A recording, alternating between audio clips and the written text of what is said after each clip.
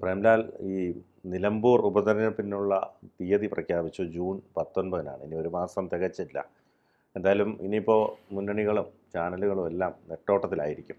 കാരണം കാരണം ഇനിയിപ്പോൾ സ്ഥാനാർത്ഥിയെ പ്രഖ്യാപിക്കണം. സ്ഥാനാർത്ഥി ഇപ്പോൾ VS ജോയിയും ആര്യാടൻ ഷൗക്കത്തും ഒക്കെയാണ് കോൺഗ്രസിൻ്റെ ലിസ്റ്റിലുള്ളത്. അതുകൊണ്ട് തന്നെ CPM ഇങ്ങനെ കാത്തിരിക്കുകയാണ്. ഈ അഥവാ ജോയിക്ക് സീറ്റ് കൊടുത്താൽ ആര്യാടൻ ഒരു സ്വതന്ത്രനായി വന്നാൽ നേട്ടമുണ്ടാക്കാൻ കഴിയുമോ? അൻവർ അവിടെ ശക്തമായി, അൻവറിൻ്റെ ഒരു പ്രസ്റ്റീജ് ഇഷ്യൂ ആണ്. എങ്ങനെ കാണാം? ഏതായാലും അതവിടെ നിൽക്കട്ടെ. പക്ഷേ ഈ തെരഞ്ഞെടുപ്പ് രണ്ടു പേർക്ക് അതിലേറെ നിർണായകമാണ്. ഒന്ന്, ഒരു പിണറായി വിജയൻ 3-ാം വട്ടവും അധികാരത്തിലെത്തും എന്നുള്ള ആ ഒരു സൂചനകളുമായി, ആ ഒരു പ്രതീതിയുമായി മുന്നോട്ട് പോകുമ്പോൾ ഈ തെരഞ്ഞെടുപ്പ് ഫലം അത് ഏതെങ്കിലും തരത്തിൽ പ്രതികൂലമാവുകയാണെങ്കിൽ അത് കടുത്ത രാഷ്ട്രീയ തിരിച്ചടിയാവും. അതോടൊപ്പം തന്നെ PV അൻവറിൻ്റെ രാഷ്ട്രീയ ഭാവി എന്തായിരിക്കുമെന്നും ഈ ഒരു തെരഞ്ഞെടുപ്പോടുകൂടി അറിയാൻ പറ്റും. കാര്യം ദീർഘകാലം LDFിനൊപ്പം നിന്ന് LDFിൻ്റെ കടന്നൽ ഏത് കാര്യത്തിനും മുഖം നോക്കാതെ കടുത്ത ഭാഷയിൽ, അതിപ്പോൾ ഒരു പരിധി വിട്ടുപോലും ഒരു ജനപ്രതിനിധി ഇത്തരം ഭാഷകൾ ഉപയോഗിക്കുമോ എന്നുപോലെ നമുക്ക് സംശയമാണ്. അത്തരം ഭാഷകൾ പോലും ഉപയോഗിച്ച് ഒരു സൈബർ ആക്രമണത്തിന് നേതൃത്വം നൽകിക്കൊണ്ടിരുന്ന ആളാണ് അൻവർ. പെട്ടെന്നൊരു സുപ്രഭാതത്തിൽ എനിക്ക് തോന്നുന്നു പിണറായി വിജയനോടുള്ള വ്യക്തിപരമായ താല്പര്യക്കുറവോ അഭിപ്രായ വ്യത്യാസമോ ആയിരിക്കും അദ്ദേഹം പെട്ടെന്ന് LDFിൽ ഒരു യുദ്ധപ്രഖ്യാപനം അങ്ങ് നടത്തുന്നു. അതിനുശേഷം അദ്ദേഹം പിന്നെ ഏത് മുന്നണിയിലാണെന്നുള്ളൊരു കൗതുകത്തിലായിരുന്നു. കാര്യം അദ്ദേഹത്തിൻ്റെ പ്രസ്താവനകൾ സ്വാഭാവികമായും UDFിന് ഗുണം ചെയ്യും. എന്നിരുന്നാൽ പോലും UDFിനോട് പ്രത്യക്ഷത്തിൽ അല്ലെങ്കിൽ അങ്ങനെ ഒരു തുറന്ന സമീപനം അദ്ദേഹം സ്വീകരിച്ചിരുന്നില്ല. പക്ഷേ ഇപ്പോൾ ചിത്രം മാറി. അദ്ദേഹം UDFുമായി സഹകരിച്ച് നിൽക്കുന്നു. ആദ്യം രസകരമായ കുറേ കാഴ്ചകളൊക്കെ ഉണ്ടായിരുന്നു. ആദ്യം INLൻ്റെ ഒരു വിഭാഗത്തെ അടർത്തിയെടുത്തിട്ട് അങ്ങനൊരു നിലപാട് സ്വീകരിക്കാനാണ് ശ്രമിച്ചത്. പിന്നീട് DMKയുടെ പുറകെ പോയി. അതും ഫലവത്തായില്ല. ഏറ്റവും ഒടുവിൽ തൃണമൂൽ കോൺഗ്രസുമായിട്ടാണ് അദ്ദേഹം സഹകരിച്ച് നിൽക്കുന്നത്. അപ്പോൾ വലിയൊരു രാഷ്ട്രീയ പരീക്ഷണമാണ് അൻവറും നേരിടുന്നത്. ഈ തെരഞ്ഞെടുപ്പ് ഫലം അനുകൂലമാക്കേണ്ടത് അൻവറിൻ്റെയാണ്. ഏറ്റവും വലിയ ആവശ്യം അൻവറിൻ്റെയാണെന്ന് തോന്നുന്നു. കാര്യം ഈ ഒരു മണ്ഡലം ജയിച്ചത് കൊണ്ട് UDFിനോ LDFിനോ പ്രത്യേകിച്ച് രാഷ്ട്രീയ മേൽക്കൈയില്ല. അടുത്ത തെരഞ്ഞെടുപ്പിലേക്കൊരു മുതൽക്കൂട്ട് എന്നതിനപ്പുറം സെമിഫൈനൽ അടുത്ത തെരഞ്ഞെടുപ്പിന് മുൻപ് ഏതാണ് ഒരു പൊതുചിത്രം, ജനങ്ങളുടെ ട്രെൻഡ് എങ്ങോട്ടാണ് എന്ന് മനസ്സിലാക്കാൻ സാധിക്കുന്നതിനപ്പുറം വലിയ ഒരു പ്രശ്നമില്ല. പക്ഷെ അൻവറിനെ സംബന്ധിച്ച് ഇത് ഒരു ജീവൻ മരണ പോരാട്ടമാണ്. അദ്ദേഹം ഇത്രയും വലിയൊരു കലാപക്കൊടി ഉയർത്തിയതിന് ശേഷം ജനങ്ങൾ തനിക്കൊപ്പം ഉണ്ടോ ഇല്ലയോ എന്നുള്ളത്, താൻ ഉന്നയിച്ച വിഷയങ്ങളിൽ ജനങ്ങൾ ഏത് രീതിയിൽ പ്രതികരിക്കുന്നു എന്നുള്ളത് അൻവറിനെ സംബന്ധിച്ച് വളരെ നിർണായകമാണ്. ഈ അൻവറിൻ്റെ ഈ തെരഞ്ഞെടുപ്പ് തോൽക്കുകയാണെങ്കിൽ അൻവറിൻ്റെ വാദങ്ങൾ അപ്പാടെ ജനം തള്ളിക്കളഞ്ഞു. പിണറായി വിജയൻ്റെ ഭരണ നേട്ടങ്ങൾക്കൊപ്പം അല്ലെങ്കിൽ ആ ഭരണത്തോടൊപ്പം ജനങ്ങൾ നിൽക്കുന്നു എന്നൊരു വിധിയിലേക്ക് കാര്യങ്ങളെത്തും. ഈ പറഞ്ഞതുപോലെ KCയുടെ അല്ലെങ്കിൽ VD സതീശൻ്റെയൊക്കെ നോമിനിയായിട്ടുള്ള VS ജോയിക്ക് സീറ്റ് കൊടുക്കുമോ, ആര്യാടൻ ഷൗക്കത്തിന് കൊടുക്കുമോ എന്നാണ് എല്ലാവരും ഉറ്റുനോക്കുന്നത്. ഷൗക്കത്ത് മുമ്പേ തന്നെ അവിടെ ഇത്തിരി പ്രശ്നമൊക്കെ ഉന്നയിച്ചിട്ടുള്ള ആളാണ്. അപ്പോൾ ഷൗക്കത്തിലൂടെ ഒരു പൊതുസ്വതന്ത്രനെ കിട്ടുമെന്ന് LDF ശ്രമിച്ചാൽ തെറ്റു പറയാൻ പറ്റില്ല. അപ്പോൾ സരനെയൊക്കെ കൊണ്ടുവന്നതുപോലെ. പക്ഷേ സരനെ പോലെ ആയിരിക്കില്ല. ഷൗക്കത്ത് വന്നാൽ വലിയ സ്വാധീനം, അദ്ദേഹത്തിൻ്റെ പിതാവ് ആര്യാടൻ മുഹമ്മദിൻ്റെയൊക്കെ സ്വാധീനം കുറേയേറെ വോട്ടുകൾ നേടാൻ അവിടെ സഹായകരമാകും. VS ജോയിക്ക് എതിരായ ഒരു വികാരവും ഉണ്ട് സ്വാഭാവികമായിട്ടും. അതുകൊണ്ട് തന്നെ അതിൽ ഏത് തരത്തിലായിരിക്കും ലീഗ് എങ്ങനെ നിൽക്കും എന്നതൊക്കെ ആശ്രയിച്ചിരിക്കും അവിടുത്തെ ഒരു വിജയം.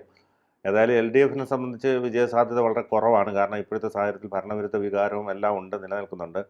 സ്വാഭാവികമായിട്ടും ഈ ഇടതുപക്ഷത്തിന് ഒരു മേൽക്കൈ നേടാൻ കഴിയുമോ എന്നുള്ള കാര്യത്തിൽ സംശയമുണ്ട്. എന്നിരുന്നാലും ഈ പറഞ്ഞതുപോലെ അൻവറിൻ്റെ നല്ലൊരു സ്വാധീനം അവിടെ സ്വാഭാവികമായിട്ടും ഉണ്ട്. അദ്ദേഹം തൃണമൂലാണെങ്കിലും അദ്ദേഹത്തിന് അവിടെ വ്യക്തിപരമായ ഒരുപാട് ബന്ധങ്ങളുണ്ട്. അതോടൊപ്പം തന്നെ ഈ പറഞ്ഞതുപോലെ അങ്ങനെയുള്ള ചില ഘടകങ്ങൾ വോട്ടായി മാറുന്നതോടുകൂടി ഈ പറഞ്ഞ പോലെ 2000 സംതിങ് വോട്ടിൻ്റെ ഭൂരിപക്ഷം, എനിക്ക് തോന്നുന്നു 2600 ചില്ലുവാനം വോട്ടിൻ്റെ ഭൂരിപക്ഷം മാത്രമേ ഉള്ളായിരുന്നു. അപ്പോൾ അതുകൊണ്ട് തന്നെ ഇതൊരു വലിയ കീറാമുട്ടിയൊന്നും അല്ല UDFിനെ സംബന്ധിച്ചിടത്തോളം. പ്രത്യേകിച്ച് UDF ഇപ്പോൾ ഉപതെരഞ്ഞെടുപ്പുകളിൽ വലിയ പ്രകടനങ്ങൾ മുന്നേറ്റം കാഴ്ചവെക്കുന്നുണ്ട്. അതുകൊണ്ട് തന്നെ അത് ചേലക്കരയിൽ ജയിച്ചെങ്കിൽ പോലും അത്ര ഒരു മിന്നുന്ന ജയമല്ല. അതുമാത്രമല്ല ഈ പാലക്കാട്ടൊക്കെ വലിയ രാഹുൽ മാങ്കൂട്ടത്തിൻ്റെയൊക്കെ വിജയം ഒരു വല്ലാത്ത വിജയം തന്നെയായിരുന്നു. അതുകൊണ്ട് തന്നെ UDFിന് നല്ല അനുകൂലമായ ഒരു സൈബർ ഇടത്തിലെ ഇപ്പോൾ ചോദ്യം M സ്വരാജ് കളത്തിലിറങ്ങുമോ എന്നുള്ളതാണ്. അതെ. ഈ ഒരു വെല്ലുവിളി ഏറ്റെടുത്ത് M സ്വരാജിനെ കളത്തിലിറക്കണം. അതായത് നമ്മുടെ മുത്താനംകുന്ന് POയിൽ മുകേഷിനെ ഗോതയിലേക്ക് ഇറക്കിയതുപോലെ ആ മീമൊക്കെ ഇട്ടാണ് സ്വരാജിനെ ആനയിച്ചുകൊണ്ട് വരുന്നത്. സ്വരാജിനെ സംബന്ധിച്ച് ആ തോൽവിയുടെ ഞെട്ടൽ ഇതുവരെ സ്വരാജിന് മാറിയിട്ടില്ല. വളരെ തുച്ഛമായ വോട്ടിനാണ് K ബാബുവിനോട് പരാജയപ്പെട്ടത്. അപ്പോൾ അതുകൊണ്ട് രണ്ടുപേരുടെ പരാജയമാണ് CPMന് ഏറ്റവും കൂടുതൽ ഉലച്ചത്. ഒന്ന് മേഴ്സിക്കുട്ടിയമ്മയുടെയും ഒന്ന് സ്വരാജിൻ്റെയാണ്.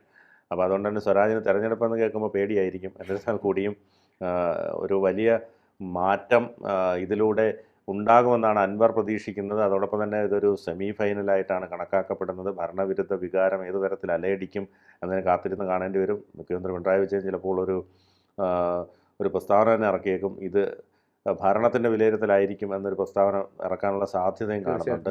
അപ്പോൾ അതുകൊണ്ട് ആ വെല്ലുവിളികൾ ഏറ്റെടുത്തുകൊണ്ട് ചെയ്യേണ്ടി വരും. എല്ലാ സംവിധാനങ്ങളും എണ്ണയിട്ട യന്ത്രം പോലെ CPM പ്രവർത്തിപ്പിക്കും. പിന്നെ BJPയെ സംബന്ധിച്ചിടത്തോളം അവിടെ ഒരു പ്രസക്തി ഇല്ലാത്ത മണ്ഡലമായതുകൊണ്ട് BJP ഏത് തരത്തിലായിരിക്കും, ആരെ സഹായിക്കും, അല്ലെങ്കിൽ ആരായിരിക്കും സ്ഥാനാർത്ഥി എന്നതിൽ നോക്കേണ്ട ഒരു ആവശ്യം മാത്രമേ ഉള്ളൂ. ഏതായാലും ഈ പറഞ്ഞതുപോലെ ഈ CPMനെ സംബന്ധിച്ചിടത്തോളം ഒരു ജീവൻ മരണ പോരാട്ടമാണ്. കാരണം അൻവർ അത്രയേറെ ആരോപണങ്ങൾ ഉയർത്തിയാണ് അൻവർ അവിടെ നിന്ന് ഇറങ്ങിപ്പോയത്. സ്വാഭാവികമായിട്ടും പിണറായി വിജയനെ സംബന്ധിച്ചിടത്തോളം, പിണറായി വിജയൻ്റെ ആ ഒരു ടീമിനെ സംബന്ധിച്ചിടത്തോളം അവിടെ എങ്ങനെയെങ്കിലും കഷ്ടിച്ചാണെങ്കിലും ജയിക്കുക എന്നുള്ളതാണ് അവരുടെ ഒരു പ്രസ്റ്റീജ് ഇഷ്യൂ. പക്ഷേ സാഹചര്യങ്ങൾ അനുകൂലമല്ല.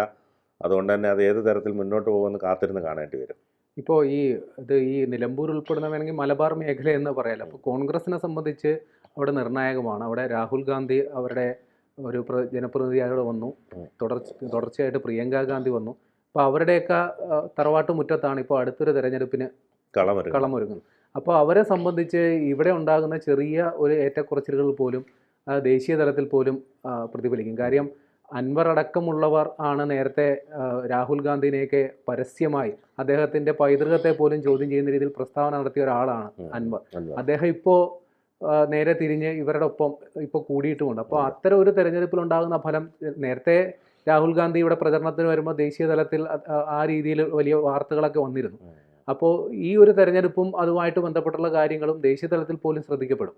തീർച്ചയായിട്ടും ദേശീയ തലത്തിൽ ശ്രദ്ധിക്കുമെന്ന് മാത്രമല്ല, ഈ തൃണമൂൽ കോൺഗ്രസ്സിലായ അൻവർ ആയതുകൊണ്ട് തന്നെ അവിടെ നിന്നുള്ള നേതാക്കളൊക്കെ, മമതയൊക്കെ ഒരുപക്ഷെ ഇവിടെ എത്തിയേക്കാം. അപ്പോൾ അതൊക്കെ ഒരു വലിയ ഒരു തരംഗം സൃഷ്ടിക്കാനുള്ള സാധ്യതയുണ്ട്. പിന്നെ ഈ പറഞ്ഞതുപോലെ ഉപതെരഞ്ഞെടുപ്പ് വരുമ്പോൾ ചാനലുകൾ കാണിക്കുന്ന കോപ്രായങ്ങൾ നമുക്ക് പ്രത്യേകിച്ച് പറയേണ്ട ആവശ്യമില്ല. കാരണം എല്ലാ വിധത്തിലും ചായക്കടയിലും കവലയിലും ഇപ്പോൾ ഇത്രയധികം ചാനലുകൾ വളർന്നല്ലോ. അപ്പം KSRTC ബസ് തന്നെ വാടകയ്ക്ക് എടുത്തുകൊണ്ട് ചാനലിൻ്റെ എംബ്ലം അല്ലെങ്കിൽ അതൊക്കെ പതിപ്പിച്ച്, ഫ്ലെക്സൊക്കെ പതിപ്പിച്ച് പോകുന്ന നമ്മൾ കാണുന്നുണ്ട്. അതുകൊണ്ട് തന്നെ നിലമ്പൂർ ഒരു ഉത്സവ പ്രതീതി സൃഷ്ടിക്കും. കഴിഞ്ഞ തവണ ഈ പറഞ്ഞതുപോലെ പാലക്കാടും ചേലക്കരയും ഉള്ളതുകൊണ്ട് രണ്ടിടത്തേക്ക് അത് സ്പ്ലിറ്റായി പോയി. പക്ഷേ ഇത് ഈ പറഞ്ഞ പോലെ പുതുപ്പള്ളി പോലെ ആഞ്ഞു പിടിക്കാൻ കഴിയും. ഇപ്പം ഇതിന് ശേഷം ഇപ്പോൾ പുതിയ ചാനലുകളും ഒക്കെ വന്നിട്ടുണ്ട്. സ്വാഭാവികമായിട്ടും ഇവർക്ക് സ്ഥാനാർത്ഥികൾക്ക് ഒരു റെസ്റ്റും ഉണ്ടാകാനുള്ള സാധ്യതയില്ല.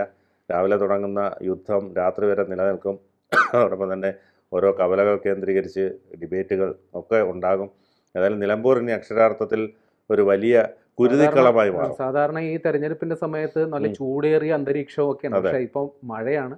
നിലമ്പൂർ ആ ഭാഗമൊക്കെ ഈ മഴക്കെടുതികൾ ധാരാളമായി കനത്ത മഴയുള്ള സ്ഥലമാണ്. അപ്പോൾ ഈ പ്രചരണം ഏത് രീതിയിൽ വെള്ളത്തിലാവും എന്നുള്ള കാര്യത്തിൽ തർക്കമില്ല. പ്രചരണവും ഈ മഴയൊക്കെ ആ രീതിയിൽ കണ്ട് വേണം ചെയ്യാൻ, അല്ലേ? മുൻകരുതലുകളൊക്കെ ആ രീതിയിലും കൂടി വേണ്ടി വരും. തീർച്ചയായിട്ടും.